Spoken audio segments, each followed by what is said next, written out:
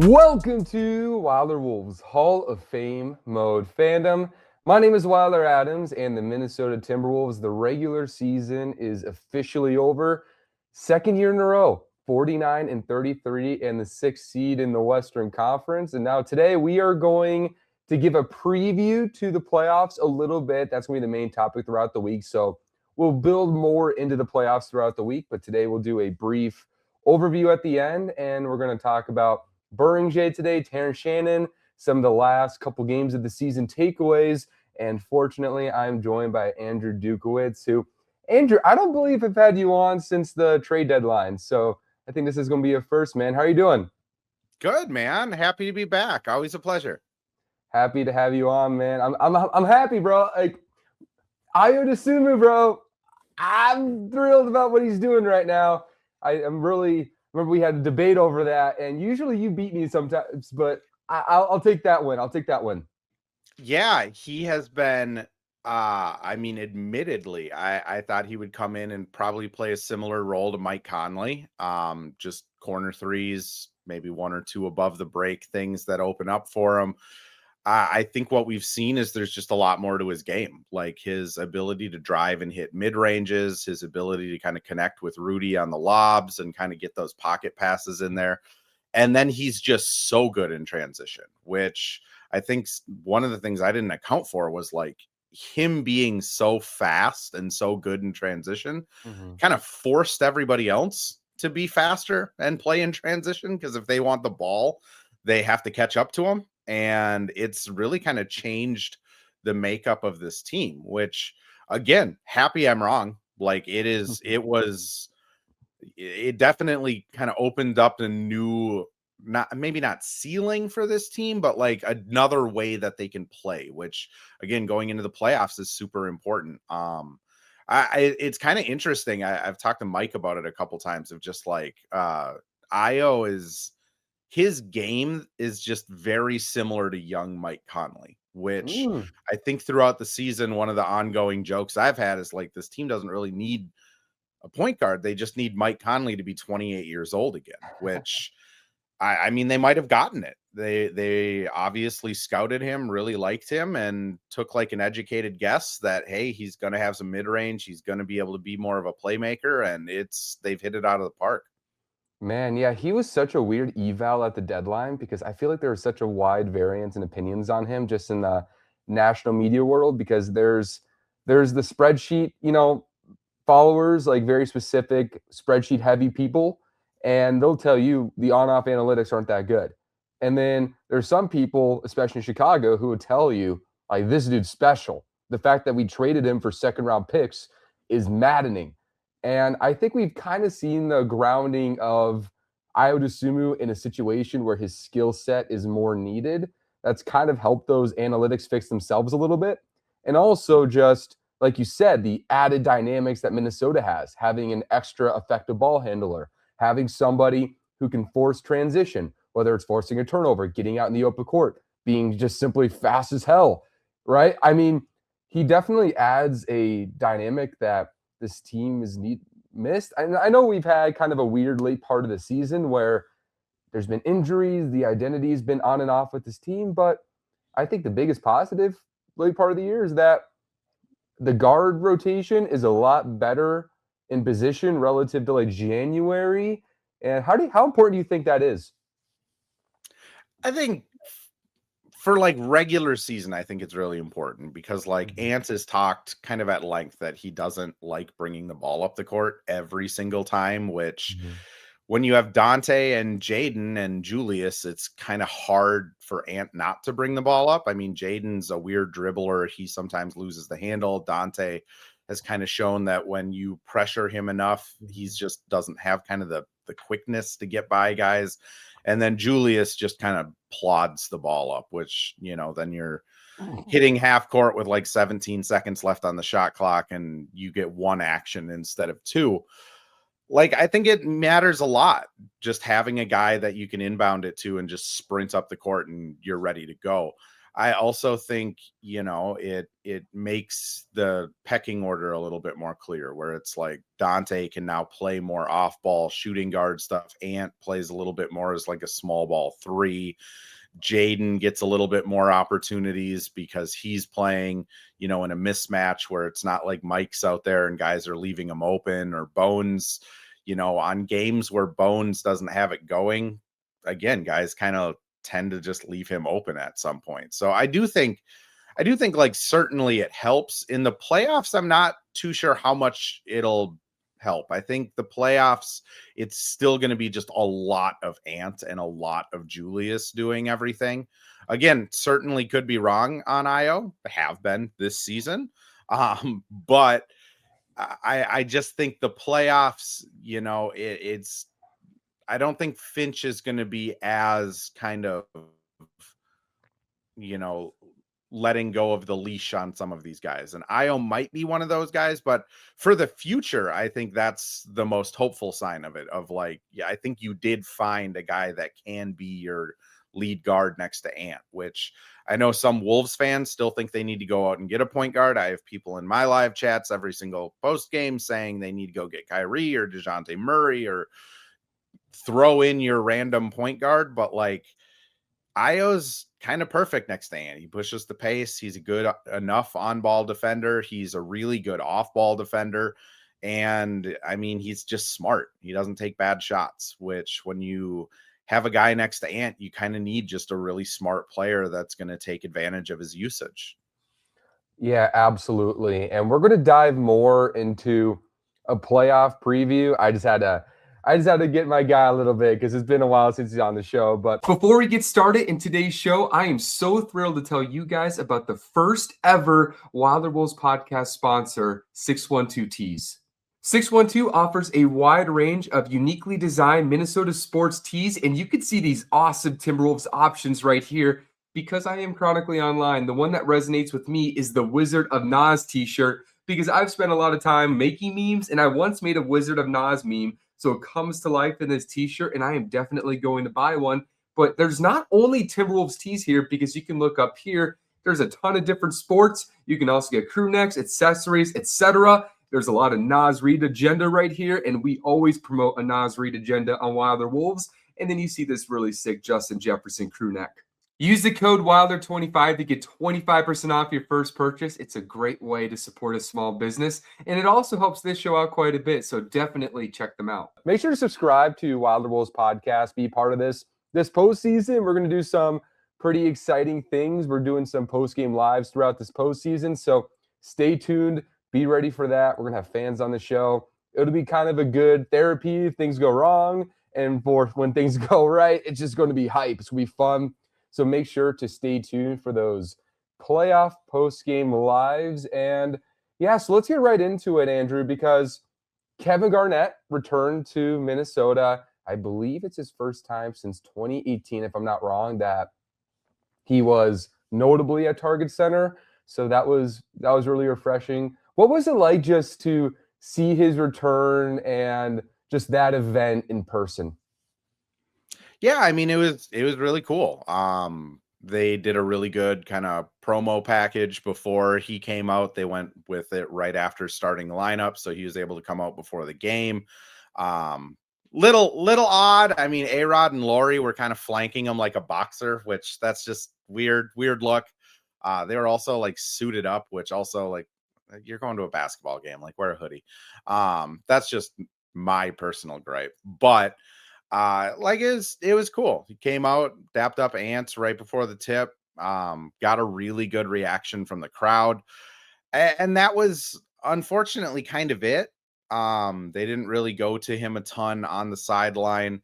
Obviously, like Troy Hudson was there and Sam Mitchell were there to kind of support his return, but no one else of kind of like that Wolves era came back. There was no like Latrell Sprewell or Troy Hudson, who lives in Minnesota, didn't show up. Like it was again, I'm not trying to short it because it was like a big step in bringing KG back into this organization, but it did feel, I think, kind of how a lot of fans felt leaving the arena. Like that was really cool, but it was also like game 82 against the Pelicans where no starters played, just kind of bleh.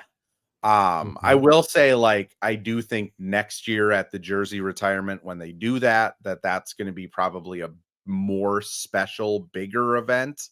But it was just kind of a weird vibe because they again had the nice promo package, had the walk-in, and kind of embraces them, and then they didn't cut to him on the camera again until midway through the fourth quarter after that kind of throwback hype up.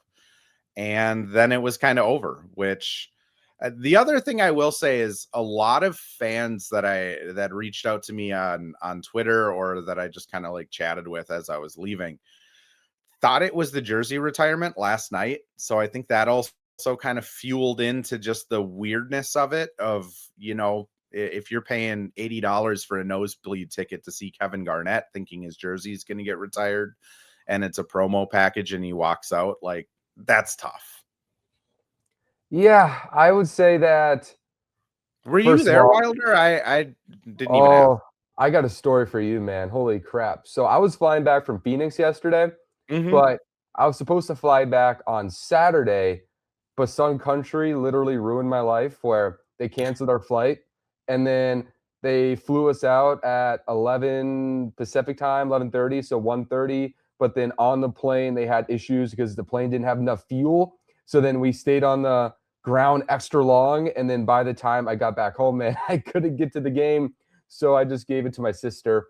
So that was an interesting day. So it was pretty upset not being able to see the Kevin Garnett thing in person because we were awaiting that. But, I would say that from the outside perspective, I just think that any step in the direction of getting KG in the room was a big deal, right? I mean, I thought that was a feel good by itself, just seeing the grand opening. And you have to start from somewhere. So might as well start with, leading with that praise and getting him his, return video, his promo video, and then building off of that. But I see why a lot of people were like, oh, that was kind of weird.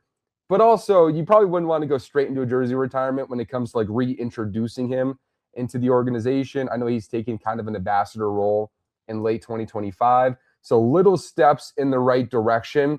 And I feel like that yesterday, the significance of it will be higher if that was just the introduction for more of a presence from KG, right?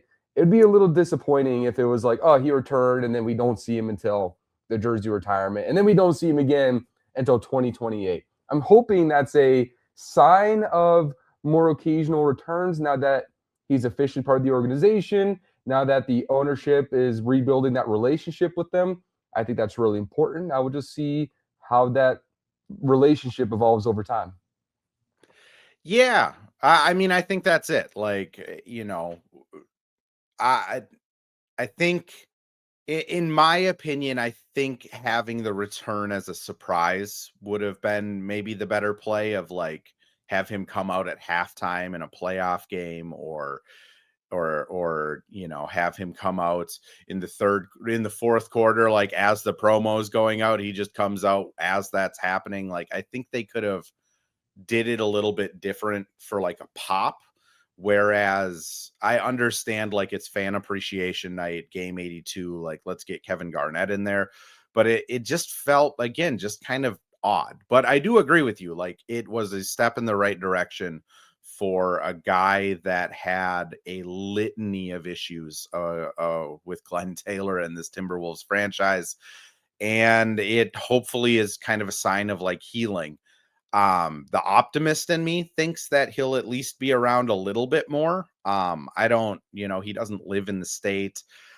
He's doing stuff with like ESPN, has his own podcast, has like a bunch of other things going on. I think he's like the executive producer on another movie at some point. Like, I don't think he's going to be here like, 15 games next year, but like, if he's here like once every couple months and kind of taking maybe more of that like Kobe role where he just like randomly shows up, I think that would be awesome. But the pessimist in me also kind of arises and it was when it was announced that he was coming back as an ambassador, I think a lot of people got their hopes up that you would be seeing him on TV or doing like video packages or, talking or communicating with the team, which up until last night, almost everyone on the team had never even talked to KG, which that is no slight to Kevin Garnett.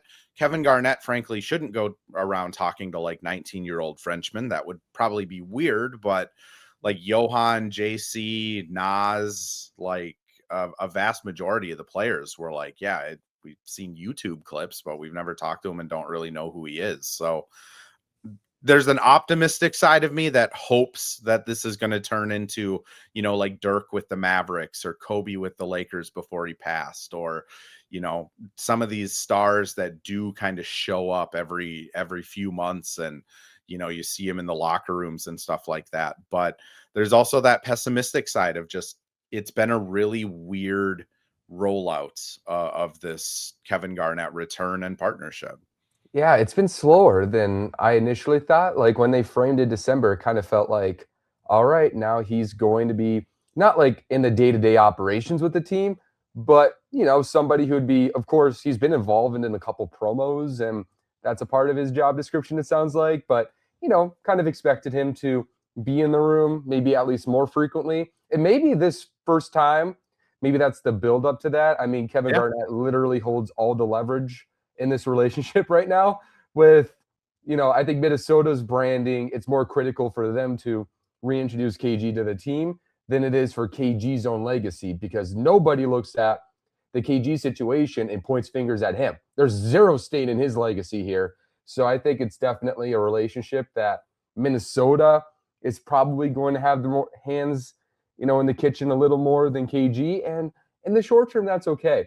And I think it was just a really good time to have him. I tweeted it yesterday, like the having him return against the injured, or not injured, but resting Timberwolves and the resting Pelicans, that didn't sit right with me. And we can go to a whole different conversation, because I know everybody talks about tanking in the NBA, but I do feel like the final 3 games of the regular season are literally meaningless right now.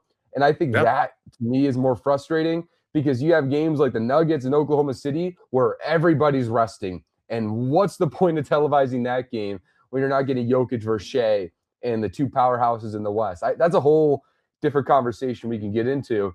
But it's really good that we saw KG. And now that you mentioned the 19-year-old Frenchman, let's transition to that part of the episode, because, man, I think Minnesota closing the season, playing Orlando, playing Houston, teams that have something to play for when they play Minnesota, just like seeding implications and everything.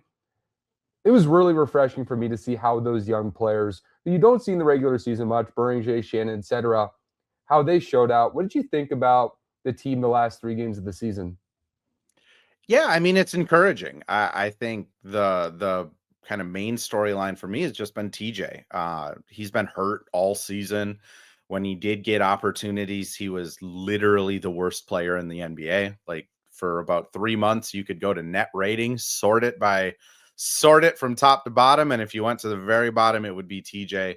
I mean, he really struggled, which I think that is more of a sign of like, partially he was hurt even when he was playing. I don't think he ever fully got healthy. Another part of it is for TJ. He's talked about it, and Finch has talked about it, of like he gets a lot of his confidence through practice. Like he enjoys putting in the work, and then like putting in that work is what gets him confident for a game. And when he was hurt, he couldn't practice very much. So coming into games rusty.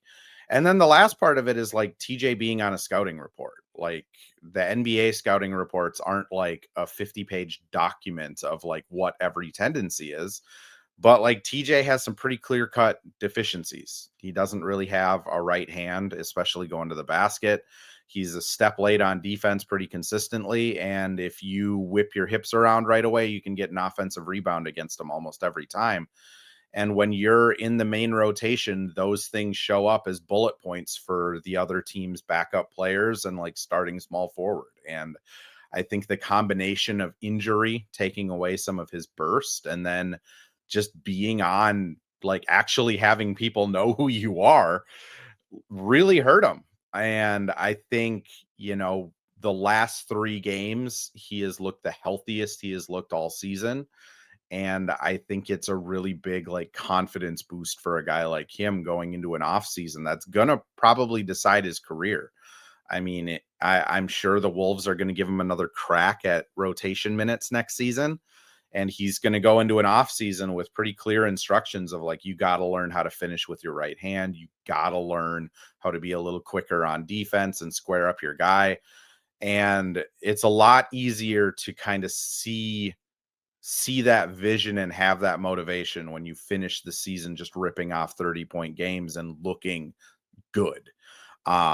So super happy for him. He deserves it. Like, he's a super good guy. I'm not going to call him a kid. He's in his mid-20s, but like a super good guy. He's like very giving back to the community. I'm really rooting for him still. And I just think, like, to me, that has been the biggest kind of shocker out of these 3 games of like, oh, TJ, if he's healthy, he can still go, which then it's just, how do we iron out these kind of last few dents to get him to a point where he's a rotation player again? And then obviously Joan has just been, a tantalizing prospect, I'll say. Like, you see the flashes, like last night, it was 12-12-5 or 12-11-5. I don't have a stat sheet in front of me, but you see the flashes of like, oh, this guy has something. Like, there is something there. He plays with like I think Finch said he plays to exhaustion, and Jalen Clark said he plays dummy hard, which like that's Joan. He plays so hard. He plays so fast. He jumps for every rebound. He jumps for every shot. And then on offense, you can just see, watching him after practice, he practices that little spin hook thing with Kevin Hansen after every practice. And you just see it start to go in the games. So I think with Johan, I mean, I've had a couple people on my pod that have talked about it too, of just like, probably pump the brakes on him getting like a 15 to 20 minute role next season. Similar to Shannon, there's just some really big issues, like the fouling issue, especially once he gets on a scouting report. I mean, right now he's getting 3 to 5 fouls a game against backups. Like, I guarantee you, if Jimmy Butler gets a scouting report on Johan, he's playing like 6 minutes. We kind of saw that in the first game Rudy sat out, was got in foul trouble right away. And then it's just battling to get out of it. Ended up having a good fourth quarter, but tough. I think the other thing is the free throws are an issue. Like, he's very similar to Rudy, where you'll watch him in practice or you'll watch him after practice and he'll hit like 15 of them in a row. But for whatever reason, he just can't hit more than like 6 out of 10 or so in games, which hopefully that's just a nerves young player type of thing. But it is something that if you're really foul heavy and you can't hit free throws, teams are going to take advantage of that the second they kind of realize you're going to be in the rotation a little bit more, which that's tough. But that doesn't mean he's not going to have a role moving forward. Like, I think this summer league is going to be fascinating for him. I think he will get a crack at some minutes next season. And he's so young that, like, even if you slow play his development and he's not hitting the rotation until 2027, like, that would be a 21-year-old guy. Like, yeah, he's older than that. Yeah.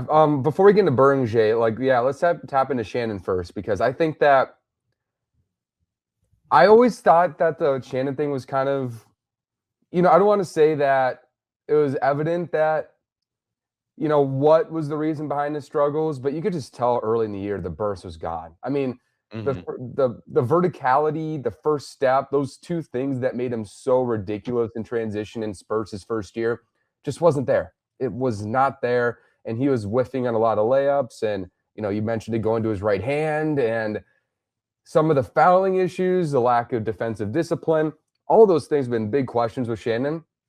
I do think with Shannon, though, it was fair to give him just a little patience this year. I know it stinks when you watch a 25-year-old who's supposed to be an immediate contributor, not contribute. But knowing him as a prospect, I feel like everything we've seen about him as a prospect, for the better or worse, is kind of what we're getting in the NBA, where in a scaled up role, which we've seen the last 3 games, his ability to get to the rim, I think his shot making, some of his connected passing are all very good. And his ability, kind of like Ayo, to push the pace and get the ball rolling. I mean, those are special traits that Shannon has. But, we've seen when he's not feeling 100%, his impact goes straight down because I wouldn't say he's a one-dimensional player, but a lot of his well-rounded parts of his game get triggered by one dimension, which is his ability to play out, play fast, use his physical imposing nature, get to the rim. All those things, I think, kind of compound everything else he does. And then I think we've seen this year when he doesn't have that confidence, lack of practice reps and lack of burst, lack of confidence, his issues kind of go way up. And now the question with Shannon now is same as a prospect. When you were so prominently great on ball in college and you have a couple things you do super well, but you kind of require Shannon to get the ball kind of in motion, top of the key, and get a little space and create from there. How do you scale that down? And I think those questions really scale up when you also consider, all right, the defensive positioning is still not great. He's a little jumpy. It's easy to blow by him, kind of like the wing version of Obi Toppin. You wish the hips are a little more, fluid when you're talking about point of attack defense against quicker players. A lot of questions still with Shannon, but I do think the ultimate thing is he's shown that if you believed in Shannon going into this season, it's not the time yet to give up on him. He's still able to give you 27 points per game in a 3-game stretch. He still has a lot of what made him so exciting in spurts in the playoffs last year. And we just need to see that continue to develop, like you said, this offseason. Those things he needs to work on, you talked about, will be very key into him scaling down into a role where he can play with a lot more high-level creators, because I think that's the next step for Shannon, being able to be effective next to other stars, because he's not going to do what Aya can. He's not going to be able to do what Randall can. So he needs to be able to defend well. He needs to be able to create on very limited touches, right? Attack gaps, shoot off the catch. He occasionally get the on-ball stuff in the perimeter, but that's going to kind of come in less certain circumstances, in which the last 3 games have been great to see him healthy, but we're also seeing he's way more comfortable scaling up at this point of his career. Yeah, I guess like what I would add is I think I'd say his ideal role on this team is probably when Ant's on the bench. Like, just if Ant goes to the bench and Julius is, kind of doing a Julius thing where he's not controlling the offense as much. Like, I do think TJ right now is probably best as like, give him the ball and just let him dive at the rim and see what happens, which isn't like great. That's not like what you want That's like 8 minutes a game. It's literally 8 minutes a game. Yeah, like that's like if he was on Utah, I think people would be a lot higher on Shannon because he would put up points. Yeah, it's interesting to try and figure out what his path is going to be next season, because assuming they do make a trade to kind of retool the starting 5, but it's like 3 or 4 out of the starters coming back, and then assuming like Ayo and Bones are back, like it's kind of hard to see him having a role unless it is that like 6 to 8 minute a game role, which is just hard. Like, that's just a hard role to be in because there's no room for error. Like, if you make a turnover, you're just getting yanked because like you're playing 6 minutes. You can't have a turnover. Again, we'll see where it goes. It could also be that TJ's involved in whatever trade it is because he's built up his value enough these last 3 games that a team's willing to take a chance on him. I'll say, like, personally, I'm not a fan of that because I like talking to TJ and would continue to talk to him. But I think it is the reality of like there just might not be a ton of opportunities for him. And unfortunately, they gave him the chance at the beginning of the season. Again, a little bit later after he got healthier in January. I would agree with you that he never really looked fully healthy. The burst just wasn't there. But Mhm. the reason they went out and got Ayo is because TJ didn't work out and Jalen Clark didn't work out. And some of these guys just didn't take advantage of it. So it's going to be weird to see what that role looks like next year, because it could be just not there. And then it's, TJ's just going to have to be a really good bench guy and kind of shine in his moments, which I think if you talk to anyone in the NBA, like, it's really nice to be a bench guy on a winning team, but it's also really frustrating because you just don't get minutes, which see Yeah. Leonard Miller, right? Yeah, and it's kind of funny because I think a theme this year is that we've seen a lot of the guys who barely played in Minnesota. Turns out they can play basketball. It turns out Minnesota can develop young players better than people get credit for. Now, the question, and honestly, it's a similar question with like Tim Connolly in Denver, where I think we remember like Malik Beasley and Jared Vanderbilt leaving Denver, coming to Minnesota and giving you a starting level impact right away, right? These really good teams that do develop young players, they sometimes are developed for other teams. And I think a guy like Shannon, side note, it's kind of like Utah, right? Like Bryce Sensabaugh is dropping like 25 a game in Utah to end the season, right? So sometimes in the NBA, it isn't about like whether you can score 20, it's about what you can do in a utility role. And that's the big question for Shannon as we get into the offseason, as we get into next season. Can he find those impacts and scale down roles where it's more of a pinch, right? 6 to 8 minute spurts, those are hard for high volume players because they need the ball to get a rhythm. And sometimes it just, they need to feel free to do that.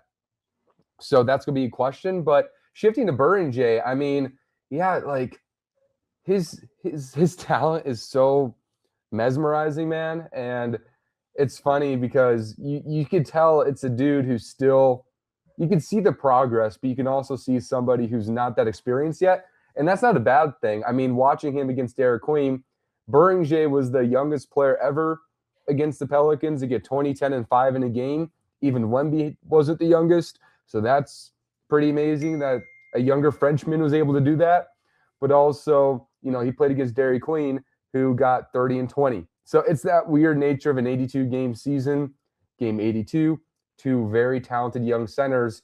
But I think if you're a Timberwolves fan, you should feel great about the progress I think Beringer showcased. He's looking stronger, even though he's still very jumpy and, he's trying to dunk everything, try to block everything. I think the positioning is still a work in progress. Watching KG on the sideline, hopefully they get a relationship. I'm hoping that happens. I'm not sure if and when and how that happens, but I'm very excited about what one offseason, it's not going to solve all of his problems, but I think one offseason, getting full NBA training, no dispute about where he's going to be, any of that off court stuff you deal with as a professional. I'm just very excited to see what one full NBA offseason concentrated can be for Beringer because, man, I think he was the 17th pick, but I think his upside is much higher than the 17th pick with his physical tools. I think we saw a little bit signs of good touch offensively, the ability to go in the open court a little bit, showed a little signs that maybe there's a handle that can develop in a few years. I think there's a lot to like about Beringer. Yeah, I mean, he can catch the basketball. Like, that's important. We'll take anything. We'll take anything in Yeah. Minnesota. Again, like, I think over these games, we've seen the whole spectrum of, like, he does play, like, wild. They're like, he is jumping for every rebound like it's the last rebound he's ever going to get. He's jumping at every shot, which, again, when you're playing against, like, the Pelicans backups, you're not, I mean, despite there being, like, 55 fouls last night, which that was absurd, but, like, he is very raw. And I think even with, going down to Iowa, being glued to Kevin Hansen, having his locker next to Rudy, like, he has a bunch of support next to him, but it's just going to take time. And I think if there's something that's encouraging, it's all of the players and coaches are very excited for him. Like Mike talks very highly of him. Rudy talks very highly of him. JC talks really highly. Naz is in his ear a lot. Like there's a lot of guys that really think there's something there. It's just like, can he continue to develop it? Because usually with guys like Johan, there's kind of two paths that they go through. It's the Giannis is the peak example where it's just every year he continues to get better until he's an MVP. But there's also like a lot of foreign players that, come in with a ton of potential and then just kind of flame out after a year or two because they don't, like, for whatever reason, it just doesn't kind of take hold and give them path to minutes, which I'm very hopeful. I think he has a couple things that he does that are just like his ability to just almost like accidentally be in the right place on the floor on offense and on defense. Like he has really good spacing, and it's not from like basketball reps. It's just from like instincts. Maybe soccer played a little bit of a role in it. And then he has like good touch. You see him working super hard. Everyone seems to like him, which those things all help a ton. I think this summer is going to be huge for him. I know you mentioned like the putting on weight. I feel bad for the guy because he does like work out and try and put on weight really hard, but he's 19. So I think that metabolism he needs to be on like cookie dough ice cream and like protein shakes for every meal. Oh, but poor thing, right? I know. Poor But thing. summer league's going to be really important for him. I think that's going to be a place where he's going to get minutes against players that are better than G League quality players, because he kind of showed that the G League's not going to do anything for him. Like he just went down, destroyed it. And like the Wolves do run like a highly competitive, like stay ready game after practices that, Joe talked about last night, that he plays in those and explains it to the guys. Like, this is our game day. Like, we're not going to get minutes. So like we play hard here. I think that's really beneficial to him, but summer league is going to be, 30 minutes a night against the top draft picks and top guys that were drafted last season, and a chance for him to just get those minutes against good talent. And if that goes well, maybe we're seeing him, get a more of a role at the beginning of next season. And if it doesn't go well, I think another year like this where he's, getting 8 to 10 minutes a game in half of the games because they are blown outs or blowing someone out or injuries is not necessarily a bad thing. Yeah, I would say that. I think sometimes we, as fans, we want to see these kids just thrive in 5 minutes, right? It's when they drafted Beringer, I think it was widely agreed upon that this was going to be a slow cook, and that's fine. That's absolutely fine. I think honestly, what we've seen this year is actually ahead of where I thought he was going to be as a prospect. I think, he's not going to be Derek Queen offensively, but I think he's shown that there is real upside as a connector in offense, somebody who can kind of, when there's an open court or a little space, put it on the deck or get a little hook or lob threat. He's not he doesn't lack instincts offensively, which I think is a really good spot for him to be at. And then I think the motor, at this point, he was so jumpy in Europe and he was so jumpy in Summer League, that was inevitable. Now, I think everything he has to work on, man, just watching, how hard he plays, how smart he is in certain respects. And I don't think those things are unfixable for him. And he's in the perfect environment. A lot of international players, my theory on international players, man, a lot of why some of those players fail, and I can attest to this because I used to live overseas, moving to a different country as a young kid and all these environments being foreign, that you don't know how somebody's going to deal with that until they're there. And he's in a situation where it seems like he's in an environment where he's comfortable. And I think that's a big difference for a young player like that. The support he's getting from the veterans, I think him being a player that you can scale pretty easily. It's not like Dillingham or it's a young guard who wants the ball on a great team, right? Beringer know who he is as a player.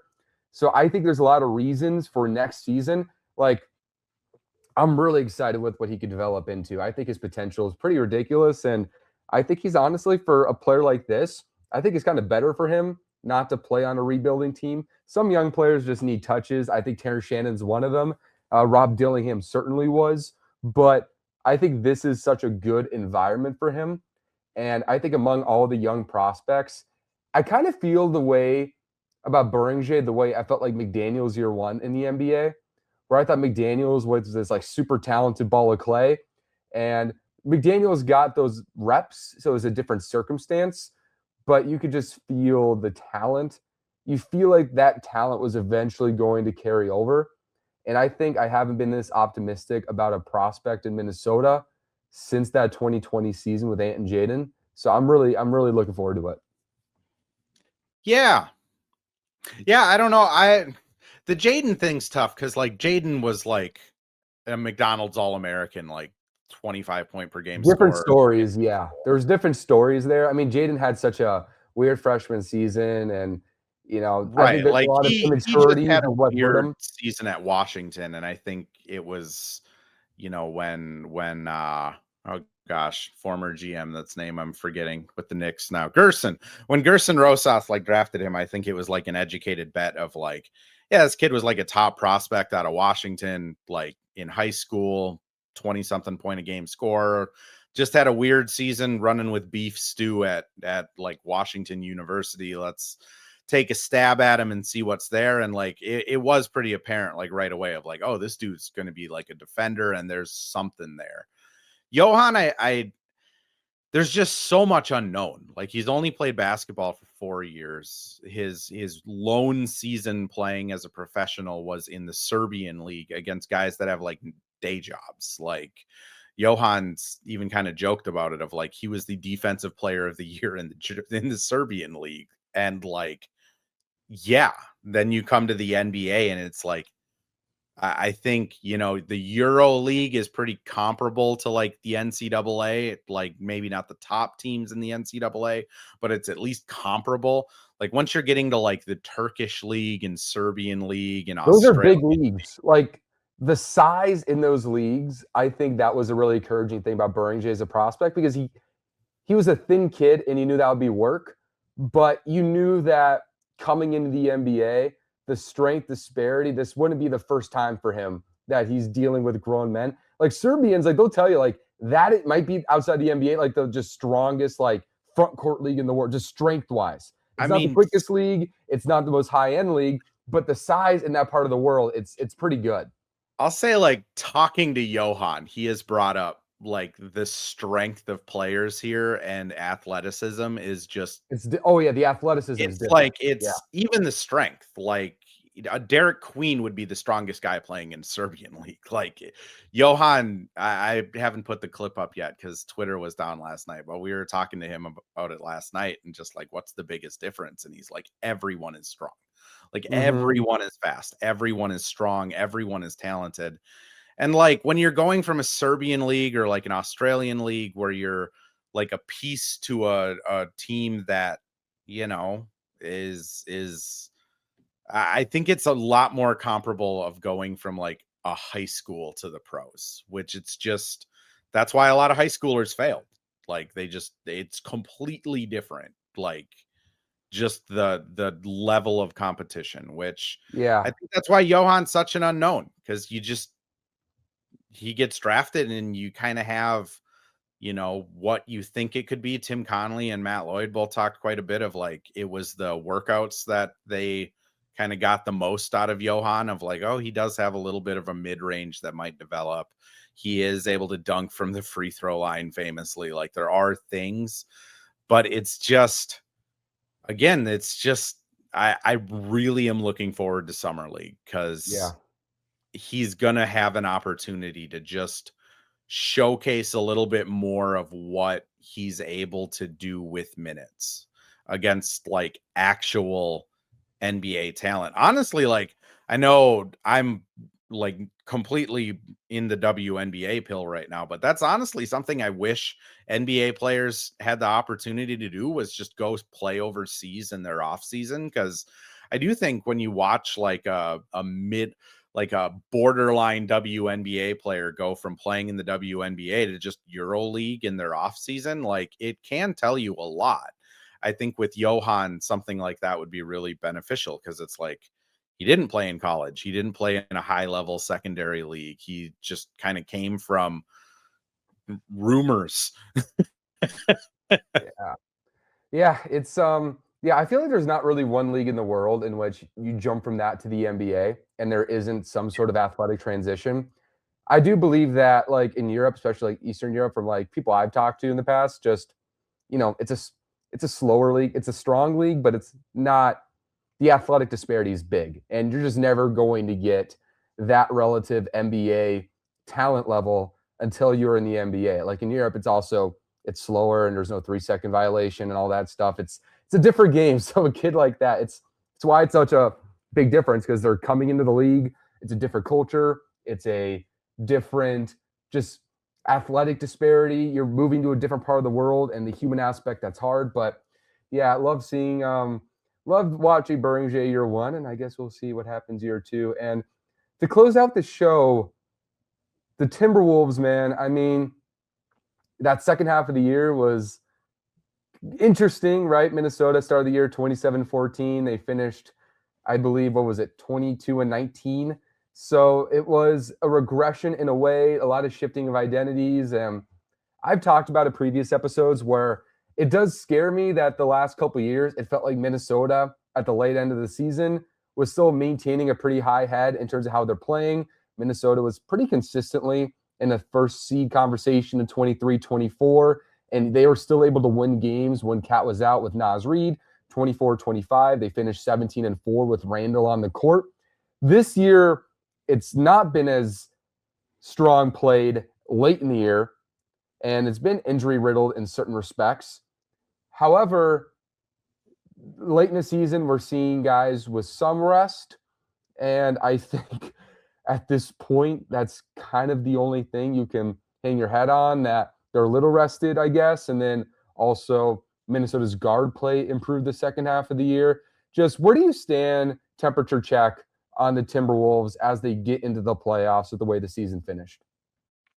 I mean, you mentioned it. They're healthy or as healthy as they can be. I think, they played the Rockets in late March, and I think after they won that game, there was just a little bit of a shift in mentality of like, hey, we need to just get guys healthy, which I think then you see, Jaden get shut down to work on that bone bruise. You see Ant miss a ton of games with his runner's knee issue. Julius has been kind of gutting through everything. He really wanted to play 82 games this season. It would have been the first time in his career.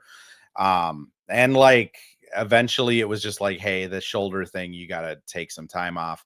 Nice to see Naz get some time off as well.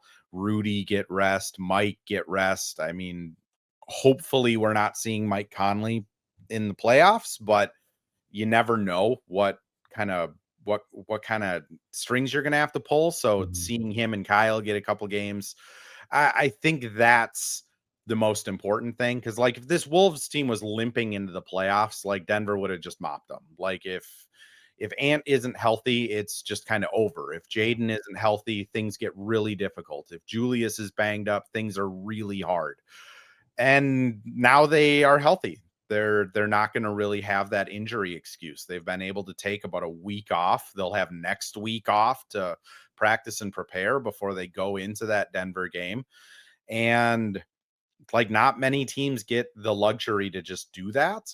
I do think, since Ant went out, some of the offensive stuff has been like encouraging in some ways, but also really hard. Like it's been encouraging because there is like ball movement, right? Like the assist percentage is a little bit better. You can see guys like kind of willingly pass, but it has been terrible offense. Like it is just a rock fight almost every game.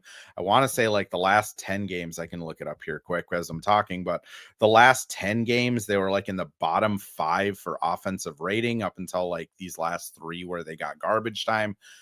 And the defense has looked better. Like with the offense struggling, they've been able to still be competitive because the defense is kind of rounded into a little bit better of a form.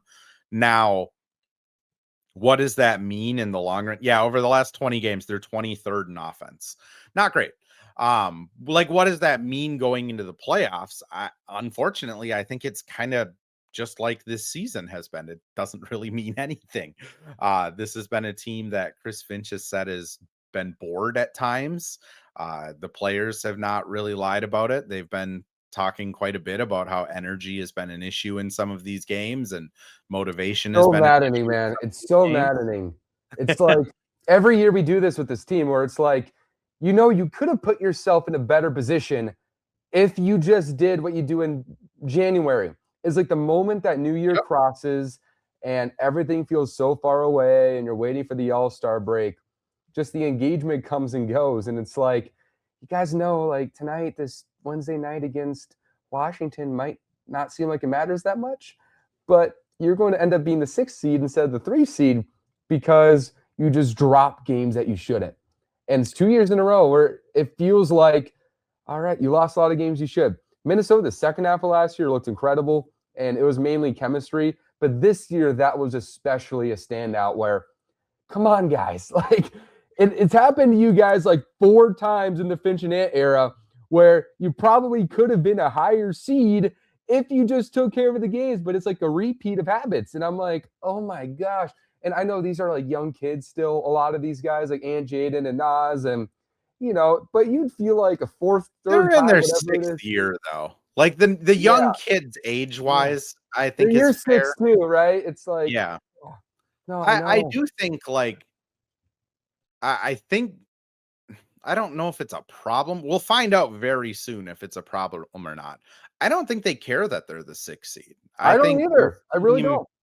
this team wanted to avoid the play-in, and that's it. Like, I don't think they had any strong, maybe like certain guys on the team did, but I think a lot of the players, I know Finch certainly cared about not being the 6th seed, but a lot of the players, I think it's just like, hey, as long as we get in, we'll turn it on, which We'll see if that now works. it's go time. We'll find out in literally, we're either all going to be doing exit interviews in 2.5 weeks and it's over, or they're going to upset the Nuggets, which the Nuggets are like minus 400 to win this series. Like, they Yeah, are, they're Wolves are strong favorites. heavy underdogs.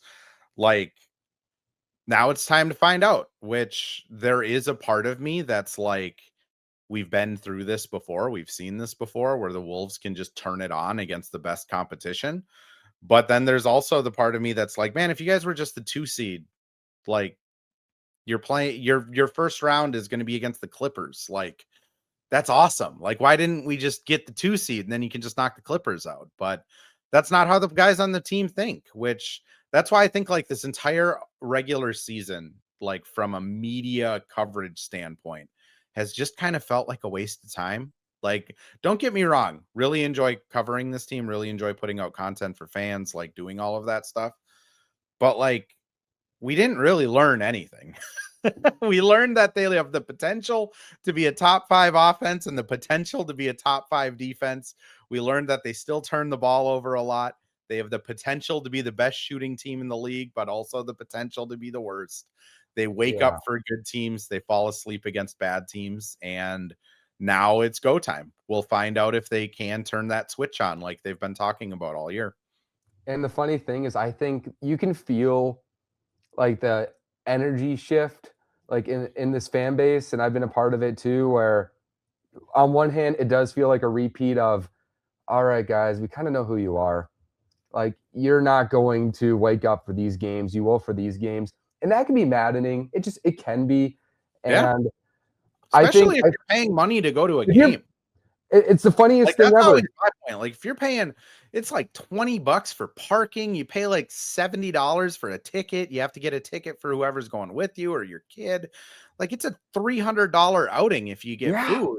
And then you watch them lose to the Nets. Like, it's infuriating. Like, again, as media, I'm like very privileged where I get to cover the game and don't have to pay a ton of money to do this. Mm-hmm. Like, if you're like a family of 4 paying $600 to go to a basketball game and they just decide they're not into it, like, that's Yeah. infuriating. It's so ironic too, because I feel like we keep talking about a lot of the players like the idea that they show up every game because it sounds like they're committed night to night. But a lot of the time, I'm just like, I would rather you not show up than walk in and not try against a bad team. Because I know Beringer is going to try. I know Terrence Shannon's going to try. And I don't know if, I don't know who talks to these players about this. I know Finch, I'm sure he's talked about plenty of times, and the assistant coaches, everything. But I don't think it's as like tough to show up every single game and not be ready for it rather than like show up for 65 games and kind of know that. And I'm not saying load manage, but rather have 65 games and 63 of them you're locked in. Whether you play well or not, you're locked in. I think fans can forgive like a bad shooting game or you'll drop a game once in a while, but it's I wish I had a more thorough analysis than I wish they played harder in January against the Wizards, but it's really that simple with this team. And this year, we're going to see in this postseason whether that catches up to them or not. Because, like you said, does this team care about being the sixth seed? I don't think they do. They were the sixth seed last year. They still made the conference finals. Oddly, players like Ant played better on the road, especially this season. So I do think there is a confidence that you should feel good about as a fan that they can beat Denver in a series. We know they could, but does that catch up to them? If their first round exits, I think all of us are pointing little fingers like, you guys thought you could walk into the playoffs and just wake up. And now your first round exits. And now we'll have big questions in the offseason. We'll see if we get that far. This might be a holy crap, they beat Denver again. I don't know what potion they drink in the playoffs, but I hope I have that potion before work too. Like, it's amazing. So we'll see. We'll see if this catches up to them or not. I hope it doesn't. I'll say that. Yeah, I having covered this team, I'll be honest, like I'm picking them to upset Denver. I think Denver has better championship odds than the Wolves. Like if Denver beats the Wolves, I think they're probably the third most likely to win a ring this year. And I mean, I'll be honest, like I would not be kind of how I'm projecting this playoff run to go is upset Denver and then lose to San Antonio in 5, or upset Denver, beat San Antonio in 7 games and then get stomped by Oklahoma City. Like this team has not shown the consistency to me to go through like 16 wins of a playoff run. That's going to be grueling, but I do think they have the magic enough to win one round. I just, unfortunately, again, it's like we talked about, they just set themselves up so poorly that like they are going to have the hardest path to the championship out of anyone. Yeah. Who knows? It's funny because like you said, like a lot of these guys are in year 6 or year 7, who we consider kind of that second timeline of this team. And who knows when things click in regard to they figure out like usually in the NBA, you can't just walk in and win a playoff series when you put yourself in a tough position. Right now, I'm not going to make my prediction till later this week because on one hand, I want to like kind of build up for the playoffs, but also I don't know. I don't know. I could see Minnesota upsetting Denver. I'm still kind of sitting back and wondering. The last 2 years, I felt like the team had a pretty good idea who they are. And maybe they still do. And maybe they know what worked last year and they could just lean into that. And honestly, I think this year's roster is more talented than last year. Yeah. So absolutely. Can they just lean into the talent and what they did last year and just give them a higher ceiling? We'll see. I don't know. The Denver series is going to be interesting. I think one note I'm really curious to watch is that Minnesota had more answers for Jokic in previous teams than they did compared to other teams in the West because you could throw Cat in the post. Naz did pretty good in the post against Jokic in the playoffs. Randall can wall up, but I'm not as confident as in Cat that he can do that. And I felt like Randall was more of at first, kind of designed to beat an OKC type team because theoretically the team had more perimeter shot creation. I'm curious to see how they do with Denver's comparable size. If Randall, who plays down the teams who play as physical as he does, can he be as productive? Because I think that's kind of what it comes down to. Can Minnesota get consistency outside of Ant? And can they get enough stops? Because Denver is the number 1 offense in the league pretty easily. And I'm not as confident that they can stop Jokic right now because he just has a size advantage over everybody. And We know putting Rudy on Jokic in the post doesn't bode well in a 7-game series. So it's going to be interesting. Can you get stops and you get consistency outside of Ant? That's kind of my, bird's eye, 10,000 feet view of this series.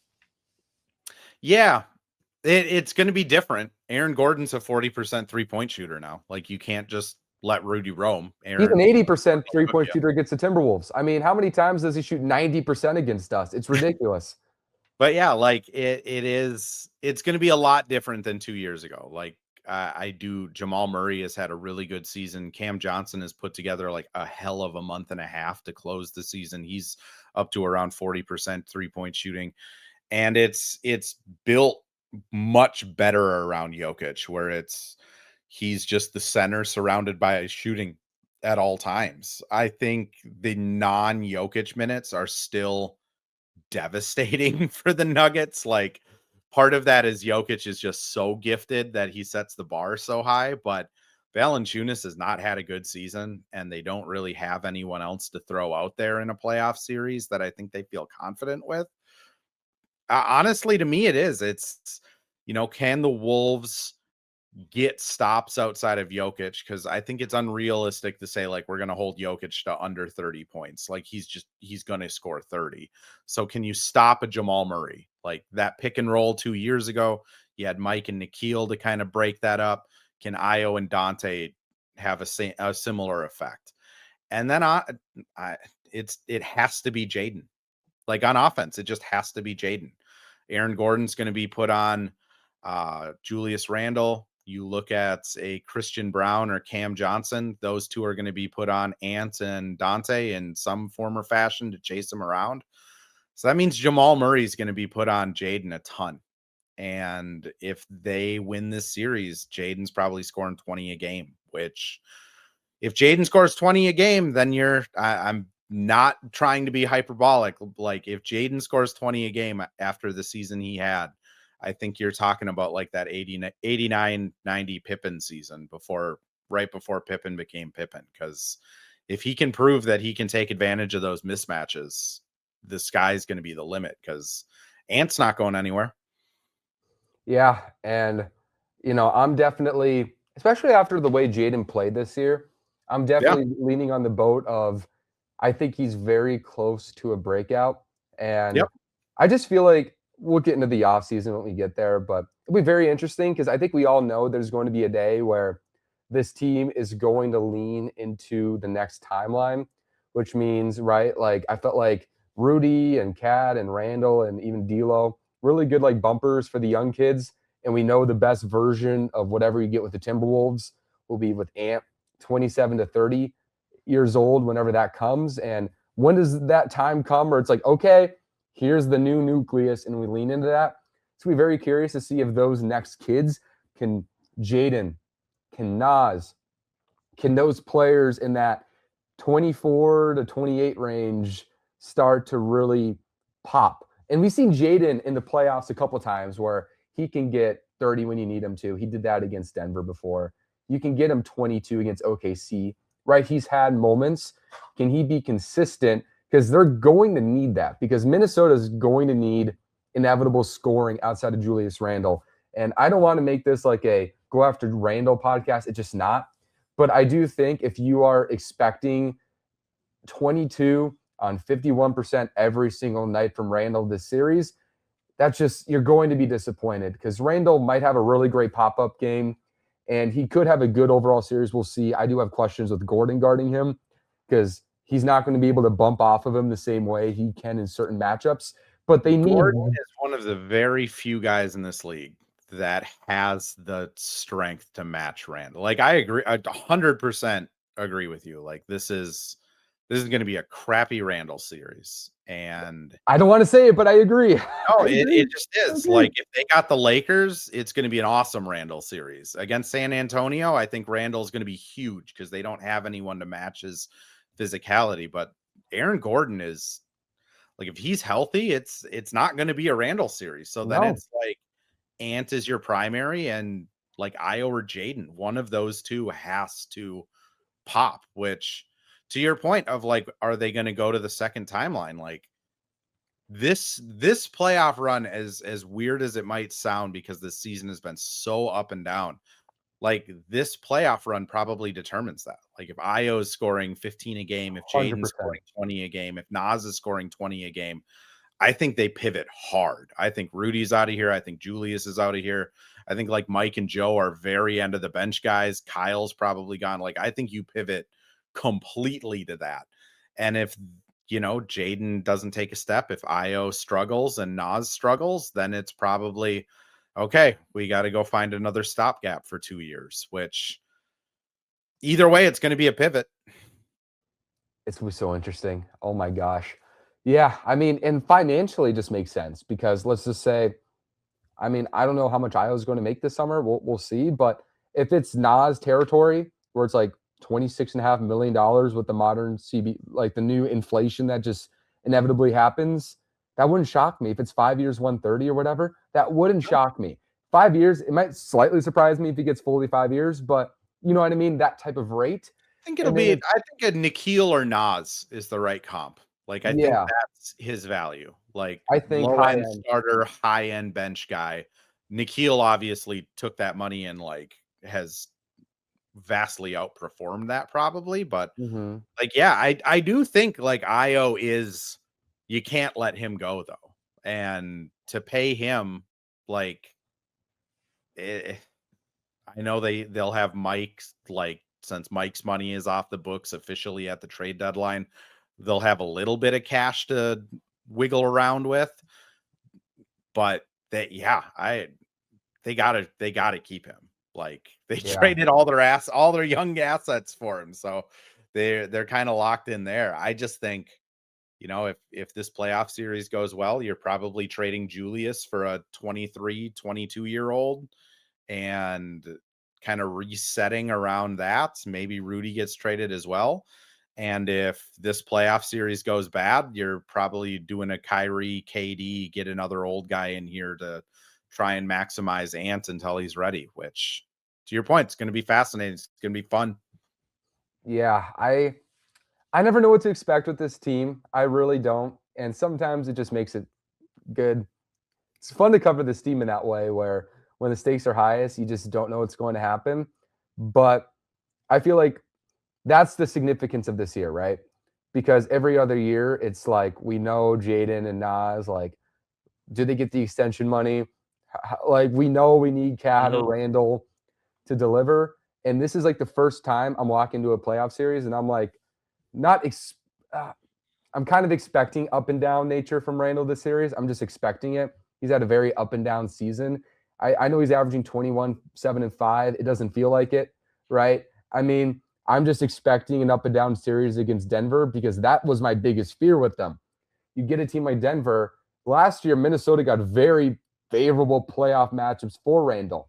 Golden State, the Lakers, teams that he's bigger and stronger than. And of course, he looked really good.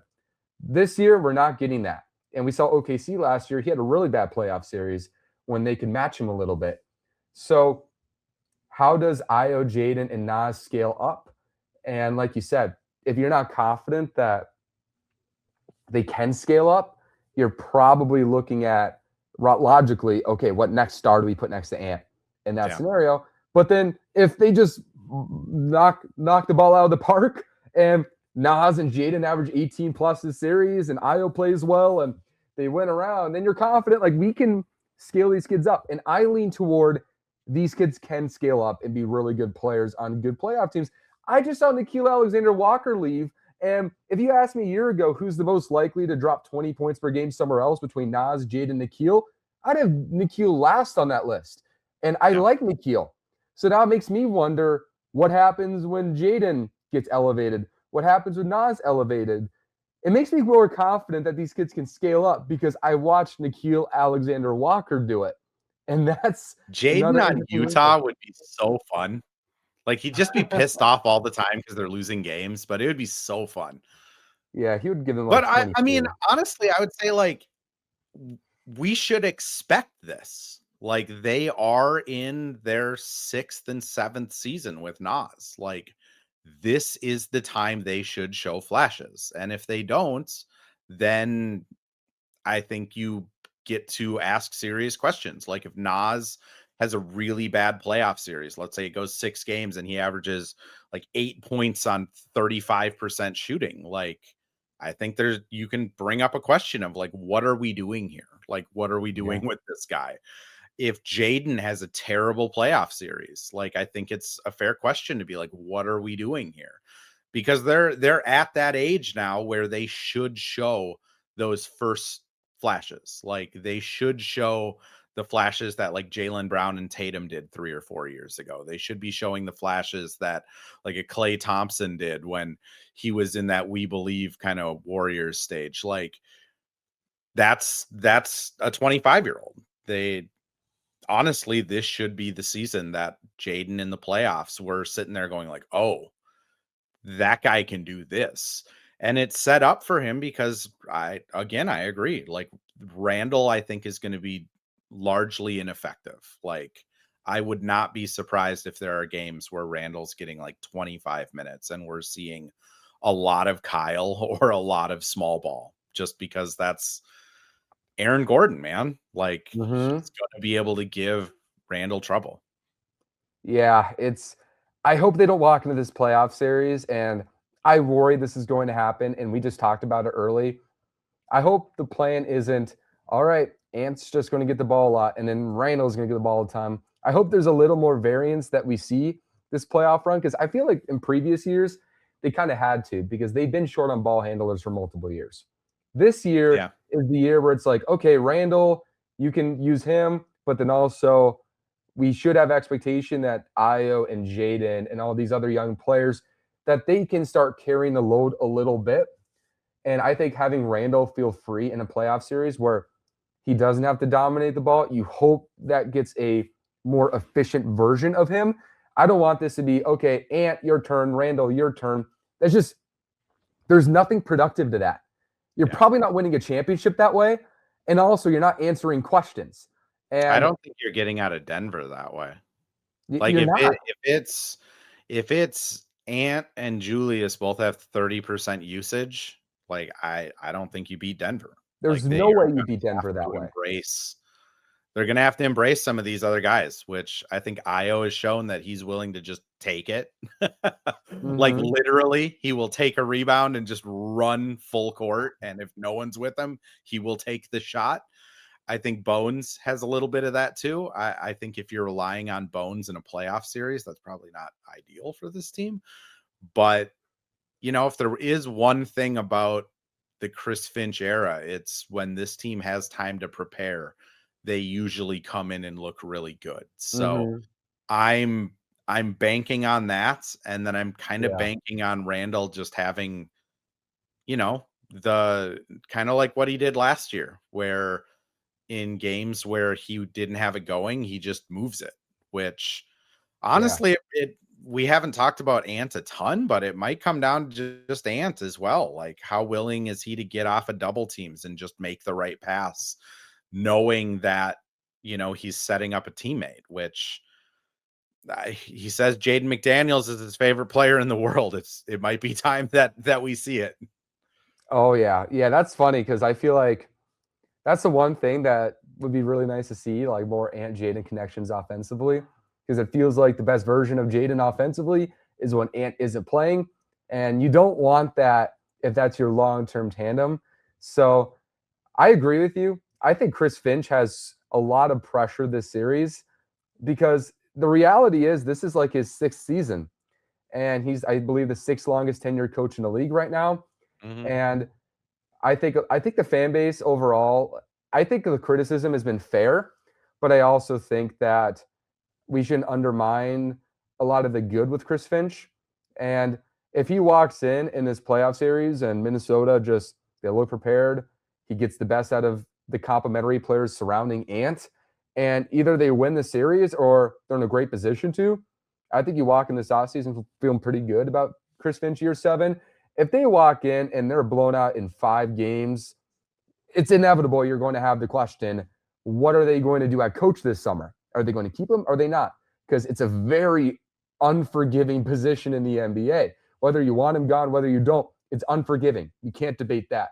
So I'm very curious to see how prepared the team looks. I think he's going to walk in, and they're probably, because they do this in the playoffs. Game one, they look really good in the playoffs.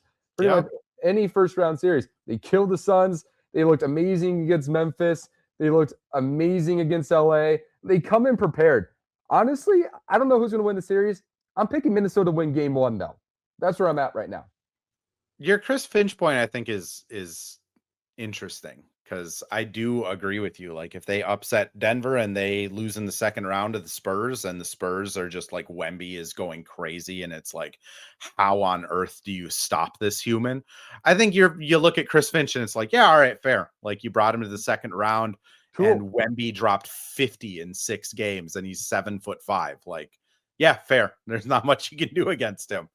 I think if they are out in 5 games, I think Finch starts next season immediately on the hot seat. Like, every GM usually gets one coach fire. So if you're doing a major pivot this offseason with your personnel, I think it makes sense to keep Finch in as like almost like a scapegoat, as bad as that is to say. And then maybe you fire him mid-season and put Nori in charge. Maybe you fire him after that season. But like, I do think if it's a quick first round exit and it looks bad, like, they're going to change a ton of personnel. They're going to put Finch in charge of it. And then if it looks the same next year, he's not going to survive it.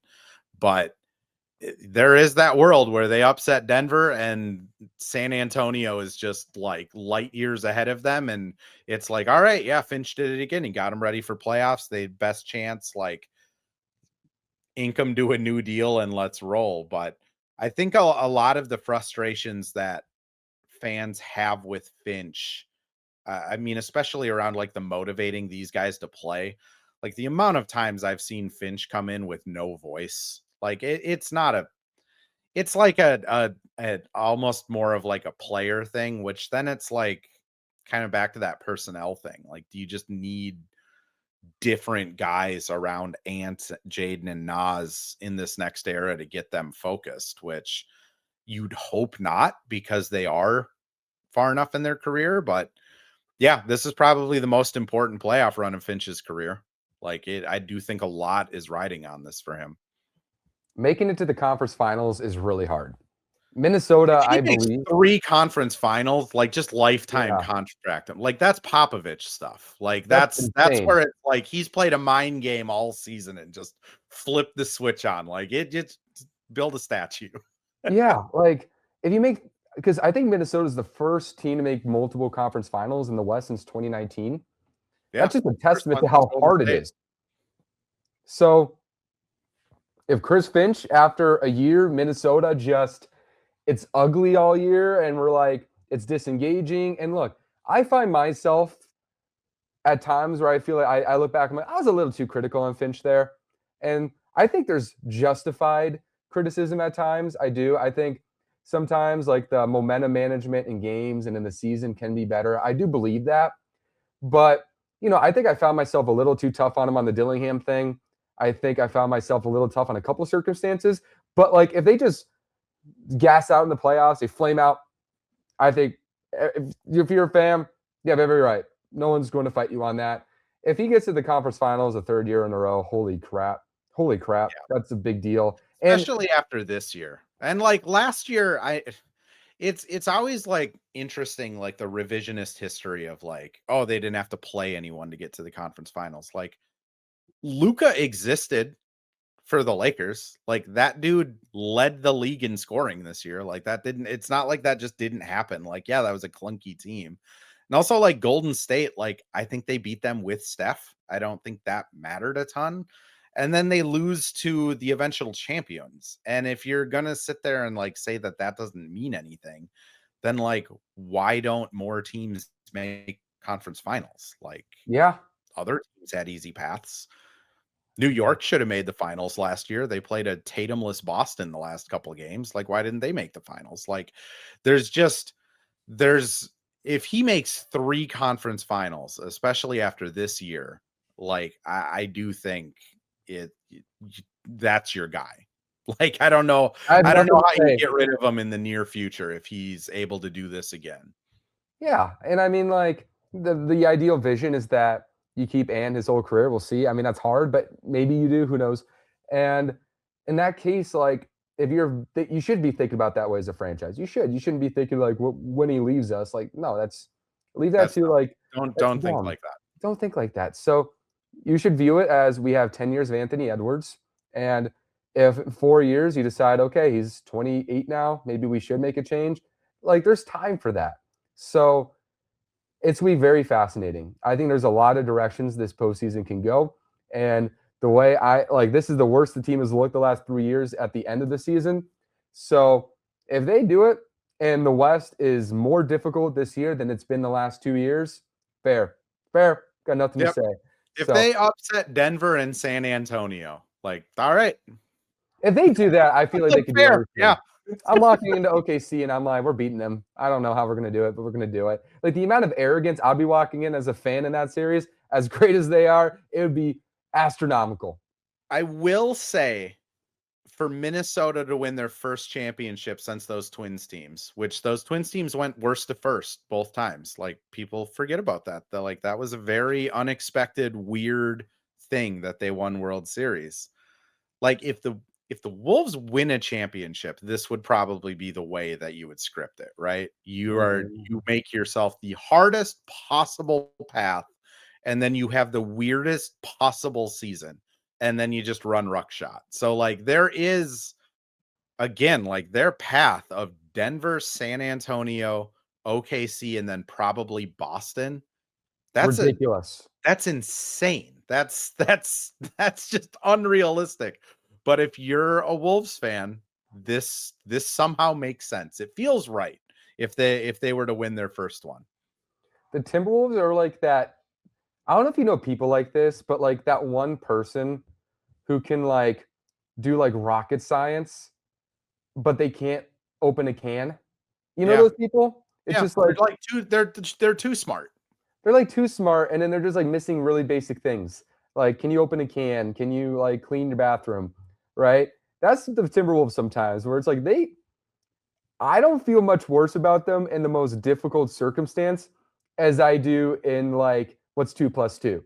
It's ridiculous. So all I know is this season we don't know. We will learn on the fly, which is why this team is, I think, one of the most fun you could cover in the NBA because you kind of get everything, the good and the bad. So, Andrew, man, before we end the show, by the way, I want to ask you just WNBA draft a little bit for a couple Yeah. minutes. The Lynx at this moment, maybe if you're listening to this the next day, we know who they picked. How are you feeling about the Lynx with the second pick in the draft later today? Yeah, they're in a weird position because everyone on their roster got paid. This is the first year of a new CBA.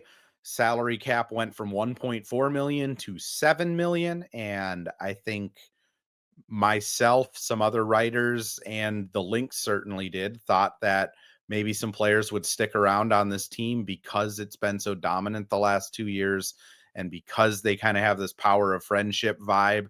I mean, the Lynx are the exact opposite of the Wolves. They are like last year, they put together statistically the best regular season in WNBA history. They just mopped, lost in the second round of the playoffs. People got injured. And it showed. Like Alana Smith, arguably their fourth best player, got a max contract from Dallas.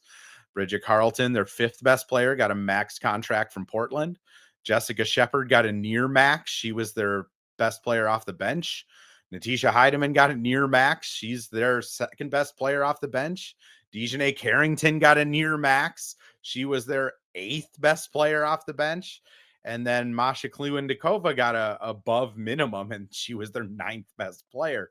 So the Lynx retained their top three. Their three all-stars are all coming back, including Fee, but their team is just kind of a husk. They only have 3 out of their top 9 back off of the last 2 years. And this pick all of a sudden has become like they cannot miss. If they are to whiff on the second overall pick, it's going to leave them in a really tough spot, which they're still going to be a playoff team. Like Cheryl Reeve is still the best coach in the W. They still have Fee, back-to-back runner-up MVP. Yes, she'll miss time with an injury, but like she is still She won the Wilder. She won the 2024 Defensive Player of the Year and then shot 50, 40, 90 the following season. That's insane. Like that would be like Wemby doing that next year. It's insane. So the draft is just, they need to hit, which there's a lot of good prospects out there. AZ Fudd out of Connecticut makes sense. Get a really good shooter, kind of to sit behind K-Mac for a year and develop. Lauren Betts from UCLA just won a national championship, 6'7", kind of a Gobert-esque figure that's really a good defender, has a really good close to the basket game. I tend to lean more into a risky situation where they draft a gal from EuroLeague called Awa Pham, who is 19 years old, 6'6", 3-point range, really good rim runner, solid defender, but is just really young, which there's a lot of risk to that. Yeah, I mean, how many times do we see young players flame out in the NBA and WNBA? But if she is the real deal, it sets them up with a second timeline of they're going to be dominant for another decade, which we'll see what Cheryl does tonight. I have kind of learned in my 3 years covering the team with credentials that Cheryl is usually right and everyone else is wrong. So that's a great thing to have in Minnesota sports because, I mean, I just think the Vikings are just going to make the wrong decision. I don't know what it is. I might agree with them. I just think it's going to be wrong. And then I think the Timberwolves, we have 20 years of scars that we're still recovering from. And then there's the Lynx, and it's like, all right, they could draft my sister. And I'd be like, yeah, my sister might develop a jumper there. And she hasn't played basketball in 6 years. So, I think that's a great take. And, my draft opinions in NBA are much more polished than WNBA, but I will say after thorough hours at the airport watching highlights, I think Olivia Miles is really fun, and I think my sister's I think she might go to TCU. I can't announce anything, but it might be cool to have the TCU girl come to town. That might be kind of cool, but yeah, I wonder, in a year where it might feel more like a transition year, it makes more sense to draft a high ceiling girl, number 2 overall. I feel like the WNBA, though, it just kind of scares me when you draft a 19-year-old in a league in which 21-year-olds in America get drafted in. Just because, I mean, I remember the girl from Finland in 2021. I think she returned to Dallas yesterday, but she didn't work out second overall. I'm excited about Dominique Malanga, I think her name is, right? The 6'6" girl. I mean, Seattle. She's like Wemby of the WNBA. We'll see. But yeah, I usually have reservations of drafting the girl from Europe who's 18, 19 in this league with how much more mature it is than the NBA. But it makes sense. I mean, Lauren Betts makes a lot of sense, right? I mean, my brain keeps telling me Lauren Betts just feels like a Minnesota Lynx player. That's just just the sure thing, rim protector who's smart and has winning pedigree. That feels like a Lynx player. It's so like fascinating because like Olivia Miles is awesome. Like she is going to have an awesome NBA or WNBA career.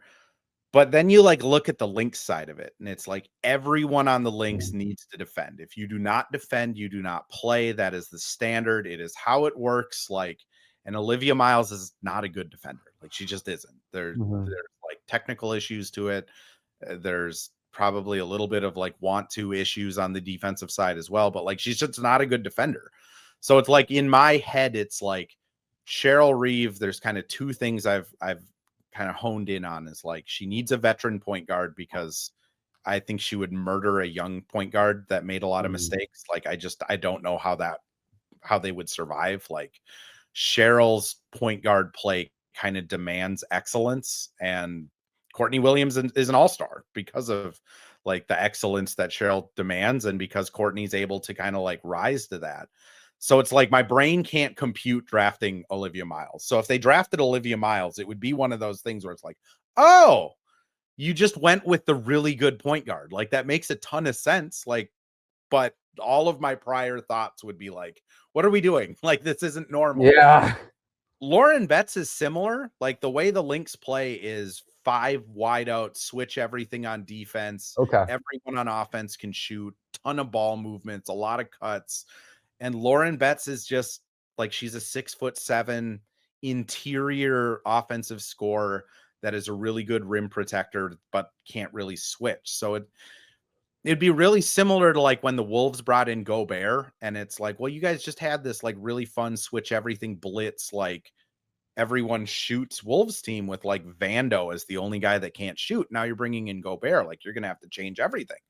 Which again, like if Cheryl drafts Lauren Betts, it's like, yeah, 6'7" best player on a national championship team that just like ran ruckshot through the NCAA. Like that is a good pick. I would be like, this is a good pick. But like I can't get again the like priors out of my mind with Cheryl of just like, she gonna change an entire offense and entire defense for one player. Like Mm-hmm. AC Fudd, I think, is honestly the most like Lynx player, good shooter. Like Cheryl drafts a ton of Huskies out of UConn, really good defender. Like I just think she's going to Dallas. I do too. I like you look at what Dallas did and all the front court players. I mean, they They took signed the 11 first front court. centers. Like Yeah, you're drafting a center doesn't make a lot of sense anymore. And I mean, you want Paige Beckers with the ball in her hands, and you, Paige and AZ are dating. Like there's going yeah, to be it's like, 100 stories about that written. So then it's mhm. like I'm kind of left with like, do the Lynx just take Awa Pham, the gal that's kind of the number one prospect, if you will, and you have this lump of clay that you can put next to Fee, K-Mac, Court, and just mold them? Or I mean, the other possibility is, do they trade down and then draft like a more Lynx-ish point guard, like a Kiki Rice out of UCLA or a Raven out of South Carolina, which that's again the thing. Like Cheryl doesn't really miss a whole lot. So I think whoever she drafts, it immediately is going to be all of us going like, okay, how does this work and what's Cheryl's angle with this? But that's the difference between like the Lynx and a lot of other teams in different leagues is they have such a pedigree for hitting on stuff that, you know, Diamond Miller might be the exception, and that might be the only exception, and she blew out her knee twice. So Mhm.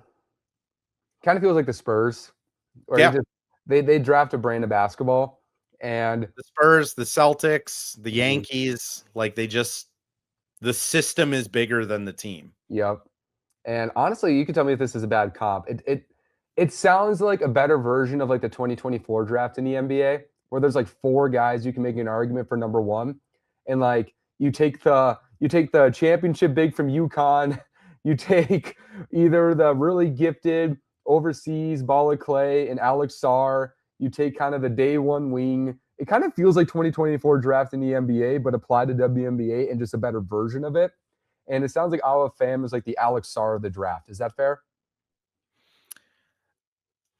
Yeah, I would say our fam. Yeah, I mean it's interesting because they're different like types of players, but like Mhm. it is the unknown of it of like Mhm. you're going so young. It's like I've been comparing this draft more to like the 2020 draft where it's like Oh, sure. you have Miles and Fudd who are kind of like Ant and Ball, and then you have Wiseman who was Betts, and Wiseman obviously has not panned out, but like at the time it was, or Wiseman might be more similar to Pham, honestly, because you just didn't get tape on Wiseman. But you have like a big that's in the conversation, and like two out of the top three are probably going to hit and be all stars. And then there's the potential for a bunch of busts, which Mm. I do think there's a lot of point guard depth in this draft too. So again, going back to that 2020 narrative, like I would not be surprised if there's a Maxey and a Halliburton that get drafted. Mm. I think there's the potential for someone to kind of pop like a Denny Advia and just be like kind of an out of nowhere pick that no one's heard of. Like it's a talented draft. It just doesn't have that clear cut number one. Like they're just, Yeah. I think you can make a case for any of the top four. It's been so interesting, man. And I had you on so much longer than I should have. So I don't think I've recorded a 90-minute episode in forever, but the This is what conversation is too happens. good to end, bro. Yeah, Hey, man. it happens. Sometimes you plan for 40 and it goes 90. Yep, it happens. Hopefully you all listening, if you guys made it to the end, you guys are like my favorite people right now. Thank you. It's been a fun episode. There's so many things to navigate with the Wolves. We talked about a little bit of the timeline stuff. We're talking about what if they pivot toward a new timeline and Beringer and Shannon look pretty good. So maybe that helps a little bit, especially if there's a good playoff series from the surrounding cast around Anthony Edwards. So thank you all so much for listening to the playoff talk, the WNBA talk. I literally don't know anything. I want to learn. And I got my guy right here. I texted you Saturday, like, all right, what are we doing? So here Yeah, we are. it's gonna be an interesting season for the Lynx. Like I think they're probably, just last thought on it, I guess, for again anyone that's listening, but like I think if you're expecting a championship this year, probably will be disappointed. Like the Aces in New York have just been in an arms race. But this is going to be a team that gets into the playoffs. And if Nafisa is completely healthy, she is going to be on a warpath, which again, you have a defensive player of the year that has finished twice an MVP and had the second ever WNBA 50-40-90 season. Like, if that person's healthy in the playoffs, I'd hesitate to bet against her. Yep, no doubt. Let's just, maybe in a year from now, we're saying Timberwolves 2025, 26 champs, and the Lynx 26 champs. Also, fun fact: the Wolves last year in the playoffs were undefeated with a Lynx member in the arena. So, that's an not actual saying fact. that championship pedigree wears off on people, but Awa fam, Olivia Miles, whoever's a Timberwolf or Lynx player, be a part of the Wolves room so we can win games. That'd be great. And Andrew, you're the best. Thank you all so much for listening. We're gonna have such fun to finish out the season. It's only starting. Playoff basketball, post-game lives. We're going to do that this postseason. Thank you all so much. This is Wilder Wolves Hall of Fame Mode Fandom.